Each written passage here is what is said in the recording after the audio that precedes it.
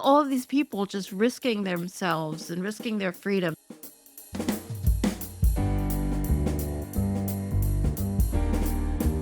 Welcome to Rising Anxieties. I'm Mariann Sullivan. This is where we talk about what's worrying the animal abuse industry, what's worrying me, what's worrying you.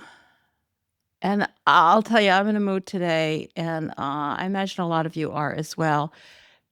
If you're like me, you try to keep the emotions at bay. You try not to think about what is happening all the time to all the animals, and you try to function in the real world. But I think everybody on the planet seems to do that, but most people don't also try to remember that it is happening, but not let it overwhelm them. They just forget about the fact that it's happening or something. We never can figure out exactly what most people, the ones who care about animals, what's going on in their heads. It's hard to know. Anyway, I'm digressing. So it was the Ridglan rescue this weekend that really threw me for an emotional loop. I really, I don't want to say a deep dive. I mean, I did get pretty low. Uh, but also, I think every once in a while, you have to go there. You have to like really feel the deep emotional scars and pain, knowing what's happening to animals, and hopefully come back from it, you know, adding energy or adding motivation. It's probably a necessary part of it, but sometimes it's scary. Sometimes you feel like you're not going to get out of it. Anyway, I imagine a lot of you have seen film footage of the rescue on social media, and probably a lot of you are familiar with it. Of course, it has a long, tortured legal history. We covered it on the Animal Law podcast way back on episode 109, and that was when it started out. Activists from DXC went into this dog breeding and testing facility in Wisconsin and rescued some dogs, and they were prosecuted. Well, they were almost prosecuted. 2 days before it was to go to trial, the charges were dropped, and for unbelievably bullshit reasons. The facility was allegedly frightened about threats they had received. Really, they didn't want to go to trial because they knew what would come out. I mean, the activists had the goods on what they were doing to these dogs. So they thought that was the end of it. But then somehow DXC and with the help of lawyers, a lot of lawyers, and Dane for Dogs, which is a local Wisconsin group, also very involved in this. I don't want to cheat anybody out of credit here. I do think the Animal Activism Legal Defense Project was involved in this because that's who we interviewed. Stefan Seitz from there about the original case against the activists, and I think they were also involved in bringing this new case.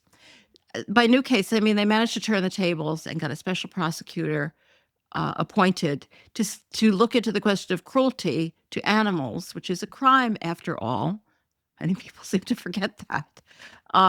And at the facility, and they actually managed to pull that off, which is very hard to do, very hard to do. And so the special prosecutor was appointed, ended up doing a deal with the facility, which of course is a common outcome of criminal proceedings, obviously found criminal violations or no deal would have been necessary, and announced that Ridglan had agreed to voluntarily relinquish its state license to sell dogs by July 1st of this year. So that gave them quite a long time to do whatever they wanted to do with the dogs in order to avoid criminal prosecution. And this is a quote from the Non-Human Rights Project, which is also involved in a different case, but this is way too complicated to go into. Unfortunately, the prosecutor determined that many of the requested remedies, such as removing the dogs, yeah, that would be a requested remedy for sure, were, quote, simply not available under the criminal process. I worked for a court for many, many years, and I'll tell you, where there's a will, there's a way. If court wants to do something, they can do it. Well, all right, not 100%, but pretty much. You can find a way. You could certainly have found a way here. I'm sure of it. I don't know the details. So with that caveat, I don't know Wisconsin law. I don't know the details, but where there's a will, there's a way. As a result of that determination, the agreement allows the Beagles to remain at Ridglan and provides no protections or remedies for the dogs suffering in cruel conditions between now and July 1st, 2026. So they can do whatever they want with these dogs. Like, all right, in the future, they're not going to have a license. They're going to have to like go out of the selling business, not the research business. Nor does it provide for any measures to protect any dogs that may remain at Ridgeland after July 1st without a state license. So, yeah, I mean, it was a victory. Animal rights law doesn't have a lot of victories, but the dogs are still there. 2,000 of them. I know you all know this. I get carried away. I'm sorry. Anyway, so this has been announced in advance, and on Sunday, a large number of activists, I don't know how many actually, but if you look at the video, there were certainly, I mean, it looked like there were at least 100 people, managed to get into the facility. It was very difficult. Watching the video is harrowing, how hard it was to get through, and get dogs out. They got 22, according to the reports I have at the moment, they got 22 dogs out. 8 people were arrested. The dogs who were in the possession of the 8 people who were arrested, I think, were put back into the facility, which is heartbreaking. But it's also heartbreaking that, 1,970 something dogs didn't get rescued. And, I'm talking about it like this, but really watching the video, I was very, very deeply affected. And I bet you were too, because like I said before, we try to keep these emotions at bay, and they don't stay there all the time. And there's something about these rescues, the fragility of these little dogs, and like in these horrible, and you got to see the inside of the facility, these horrible, small, barren cages, one per dog. I mean, I think it was one per dog. I didn't see the cages while they still had dogs in them, but they were small and stacked on top of each other, just like but sometimes you hope it's better. I don't know. Uh, and and the people, like the courage of these people, and the news reports. There haven't been any major news reports yet. There've been local news reports. Um, fingers crossed.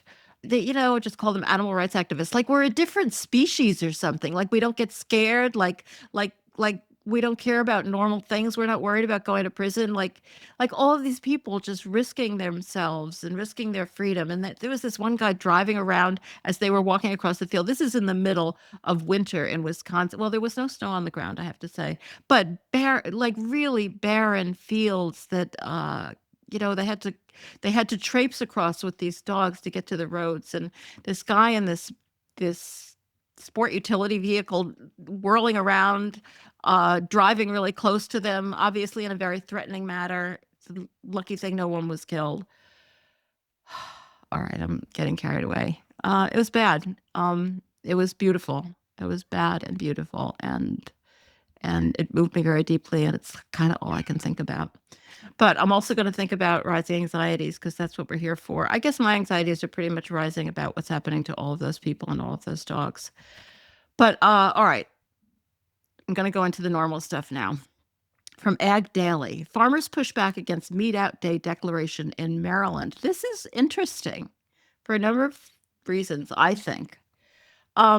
I mean, I'm familiar with Wes Moore, who's the governor of Maryland. I'm not familiar with all of the governors, but he's a kind of, I mean, it says in this article, he's a rising star and could potentially be a presidential candidate. But he's going places.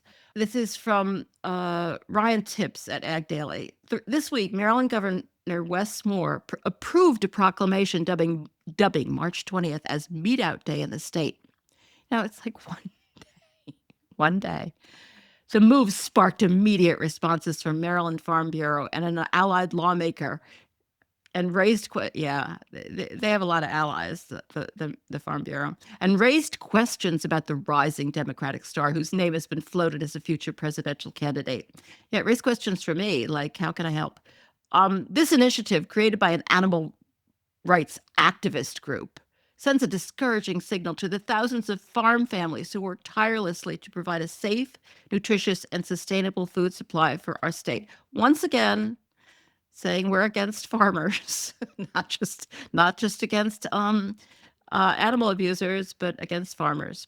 But, it is Maryland, and according to this, poultry is its number one agricultural industry with over 1,900 farms. Holy shit. Also, blue crabs are Maryland's most popular aquaculture industry. They don't catch them anymore, they grow them. And oysters, other mollusks. So, yeah. So this guy, Rayleigh, who's the Farm Bureau president, said, "For Maryland's livestock farmers, the welfare of their animals is not just a priority. It is their livelihood and a core value passed down through generations." Gag me. It is our members adhere to rigorous science-based standards of care that ensure the health and safety of their herds and flocks. Maryland's poultry industry. Holy shit. Which, they produce a lot of. And talking about a historically challenging year for Maryland's oyster industry. Yeah, probably. I don't know a lot about Maryland's oyster industry, but I bet it is harmed by all of the environmental harms that animal agriculture is causing. And it says perhaps the governor needs a reminder of what industries are represented on the state seal, unless he plans on changing that too. One side of the seal depicts a plowman holding a spade, like and a fisherman holding a fish. All right, the fisherman holding a fish, that's legit. But a plowman holding a spade is not doing anything that animal activists are upset. I know I'm going on and on. The article also mentions that Colorado has been toying with the Meat Out movement because Governor of Colorado Jared Polis he's been pretty good on issues. The reasoning was centered on environmental concerns. So yeah, I mean they're mostly going to talk about that. Despite studies showing that cattle production is more sustainable than ever before. So that's apparently the standard that we use. If it's better than the unbelievable horror it used to be, it's good. Rather than encouraging citizens to reject locally produced food, I am thrilled if Marylanders buy locally produced apples or whatever they grow in Maryland. Yeah. So the thing that I think is particularly interesting about this is that Wes Moore is a smart politician, obviously. He's very successful. He's very well liked. He knew this would come. So maybe the Farm Bureau is not as popular or as powerful as it used to be, because there's no way he didn't know this. Maybe, I insist on seeing that as a real sign of hope, not just because he did it, but because he did it knowing that he would get pushback from the Farm Bureau and saying, that's my theory. All right, from Sentient Media. North Carolina created complaint systems for its factory farms. They don't work very well. What a shocker. This is actually a reprint of an article that originally appeared in Inside Climate News. It's a long article. I won't go through the whole thing, but it just kind of says it all about legal approaches to fixing factory farming. The state has only 14 inspectors for thousands of hog, poultry, and cattle farms known as concentrated animal feeding operations, or CAFOs. It starts out with this story of this woman in her 70s, and she works as a healthcare consultant, and she lives a mile and a half downstream and downwind of 1 million animals. And she's upset about it, and they do the spraying of the waste, the manure, onto their fields. And she's called state agencies. Don't you love these people? To report her concerns, and she's gotten nowhere. And so that starts with that story, and then it goes into a lot of detail about the limitations of the legal approach, which there was a lawsuit, a settlement. It included an improved complaint system that the Department of Environmental Quality, the DEQ, has forged with environmental and civil rights groups over the past 9 years.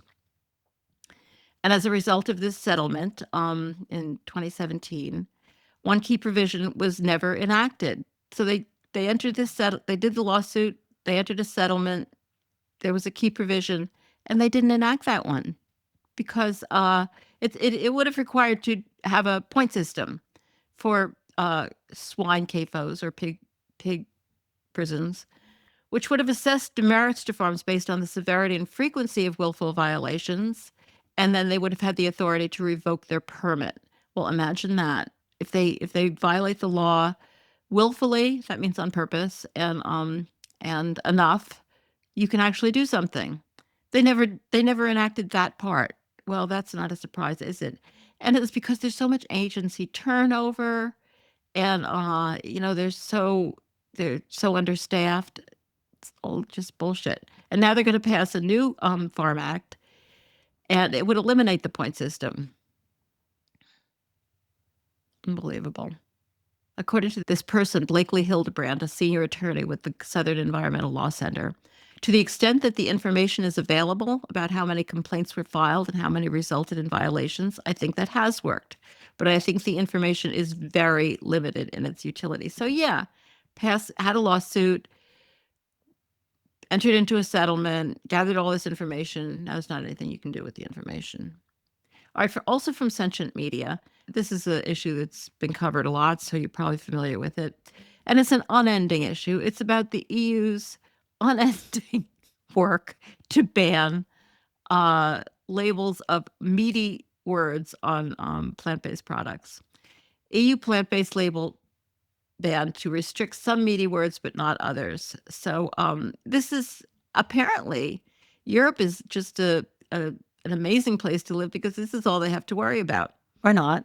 I don't know. EU plant-based label ban to restrict some meaty words but not others. EU lawmakers have agreed to push ahead with the plant-based labeling restrictions after some adjustments. So they did allow people making veggie burgers to use the word burger. Wow. That's amazing. In spite of the fact that I'm sure it's very, very confusing for consumers. They can also use nugget. Like, why would nugget be a meat word? And sausage. The words they can't use are beef, veal, pork, poultry, chicken, turkey, duck, goose, lamb, mutton, ovine. What's an ovine? Goat, drumstick, tenderloin. I mean, I wouldn't put ovine on my package. Tenderloin, sirloin, flank, loin, steak, ribs, shoulder, shank, chop, wing, breast, liver, thigh, brisket, ribeye, T-bone, rump, and bacon. Well, I mean, except for bacon, and most of the labels that I've ever seen have like a vowel left out, like chick apostrophe n. I don't know whether that's allowed. But there's all these companies now, they're going to have to change their labels. They're also going to, at the very last minute, they expanded the legislation to include cultivated and cell-based meat, which indicates that the industry is still very frightened. Sometimes we think it's never going to happen. It's never going to happen. I think their word it's going to happen.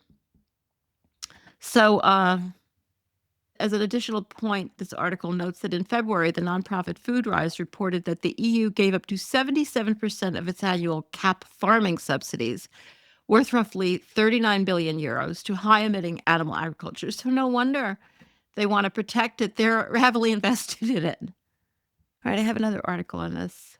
Yeah, actually, this is kind of an interesting article. It's from What Poultry, and it's on this whole thing, and it points out that a lot of critics have argued that the ban will lead to more confusion, which I totally agree with. Interesting that the industry publication on this is pointing that out. And Viva, they're quoting Viva, the animal protection organization, going on to note that familiar terms help consumers understand how to cook plant-based dishes, as well as understand what they're supposed to taste like. Exactly. And all of the research has shown that consumers are not confused. Nobody's buying and spending more for plant-based alternatives than dead animals. They're buying their dead animals. All right. So it's interesting that was in a meat publication. I know I just said that, but I'm just thinking about, I wonder what their story is there. All right. This is a sad story out of Colorado. This is from an industry source, from Rachel Gable, from the Fence Post. You can imagine. Funding disease preparedness moves on. Poultry depopulation bill postponed indefinitely.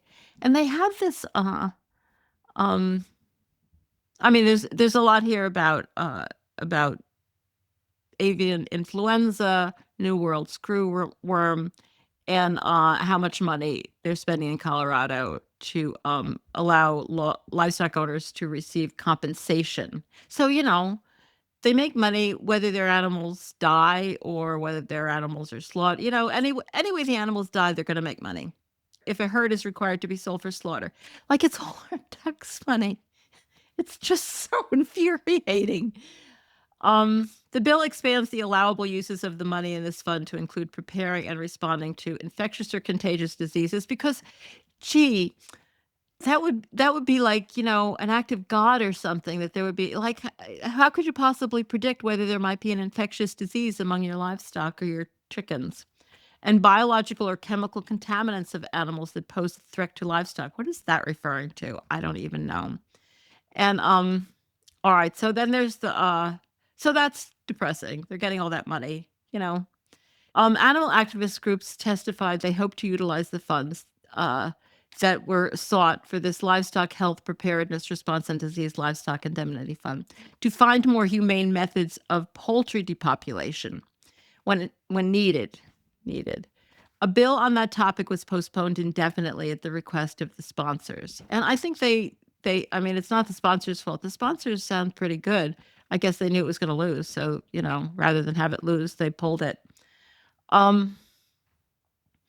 And this bill, sponsored by Senator Lisa Cutter and Representative Elizabeth Velasco, sought to prohibit owners of poultry from using ventilation shutdown and ventilation shutdown plus. The plus is when they also heat the barn so that allegedly they'll die quicker, as methods of depopulating poultry in the case of a disease outbreak. And of course, the farm, this is, of course, for avian influenza. And this is where they just shut off the ventilation in the barns and wait for the animals to die slowly. Colorado Farm Bureau testified against the bill, saying the bill would take away the most humane and practical method of depopulation currently available. Well, is it both the most humane and the most practical? That's interesting that those go together. We do not believe we do not believe it is good policy, and we're not fans of locking animal husbandry standards into statute. Yeah, I bet you're not. That's from Brandon Melnikoff. Livestock producers, and most importantly, the state veterinarian, should have the flexibility required to make timely and effective animal health decisions. And the bill would place undue burdens on producers already facing disease outbreaks and thin margins. Yeah, they're facing disease outbreaks, but then they get paid. The other bill that you just allow them to be paid. Senate, this woman from the Rocky Mountain Farmers Union says, Senate Bill 123 fails to realize that sometimes during emergencies, difficult decisions must be made to prevent greater suffering. Yeah, it's all about the suffering. Suffering of who? But the thing that this woman Cutter pointed out, who also mentioned that she doesn't eat meat. As many of you know, I don't eat meat, but I do understand how producers might look at animals raised for food differently than I do. I like her. Let's support her. Avian flu, this is just such a good point that nobody else is making. Avian flu has plagued Colorado poultry operations for years. Sadly, depopulation events should not be regarded as unforeseeable emergencies, but as routine aspects of poultry production. That's exactly right. This is part of the business now. And so you can't act like, oh, this is an emergency and we don't know how to deal with it. So we'll just like turn up the heat. And she also said, there will be a day, I hope, when torturing animals is unacceptable. And I'm so disappointed that Colorado will not be leading the way. Yeah, that's the kind of legislator I want to see. God, love her. All right, from Truth Out. GOP, this is bad. I don't really know how bad it is because I'm not on the inside of what's going on with the Farm Bill. But the Republican Farm Bill is set to unleash pesticide use and strip animal welfare protections. I'm not going to go through the pesticide use part because I want to talk. This is, of course, about the Save Our Bacon Act, or, the stuff to get rid of Prop 12 in California, and Massachusetts Question 3, where they prohibit the sale of meat from animals who were raised in a way that didn't comply with their very, very minimal requirements of space. So if they're from another state, they can't be sold there. And, of course, I know you're familiar with this, but they've been trying to they will not quit. They I just got to assume this really gets in their way. Though I would say that these welfare reforms were so minimal, it's hard to imagine how they can't just do it. But no, they don't want to do it. All right, so the Republican Farm Bill, it says that the Save Our Bacon Act has failed to gather support from more than 10% of the House, and yet it's in the Farm Bill. Because deals get done. This is how this is how uh, the whole nonsensical thing works. So they put out this Farm Bill, and it's part of this huge omnibus bill, which has to be passed, I suppose. The legislation takes aim at California's Prop 12 and Massachusetts Question 3, which place limits on the sale of meat and eggs from farms where animals are not granted enough room to turn around, stand up, lie down, and fully extend their limbs. Both measures were overwhelmingly approved by state voters. It is really unbelievably anti-democratic. And they had, there are also some farmers who have already made these changes who are really opposed to this. So it's not like the whole farming community is on the same page. The fight to topple these state laws, it says, comes amid a Department of Agriculture push to speed up the kill lines across U.S. slaughterhouses. So in addition to trying to get rid of Prop 12, this is a huge thing. This is going on within the agency, though. The new draft rules propose increasing kill line speeds for chickens from 140 a minute to 175, turkeys from 55 to 60, and pig slaughterhouses would have no limit. No limit. The department has also proposed eliminating annual workplace safety reports at the plants. Yeah, this is a great farm bill. Well, I mean, it's not a done deal, but it's not good. So that's it for this week's Rising Anxieties. I hope you're doing okay. I'm in a bad place, but sometimes we got to be in a bad place to remind us of why we're doing this. So I'm better today because I'm doing something. And so thank you for being there and allowing me to do something, and for joining me today and for tuning in. Don't forget to subscribe, like, and comment on wherever you listen to podcasts or on YouTube, and to listen to our other podcasts, The Hen Report and the Our Hen House Interview. Thanks for being here.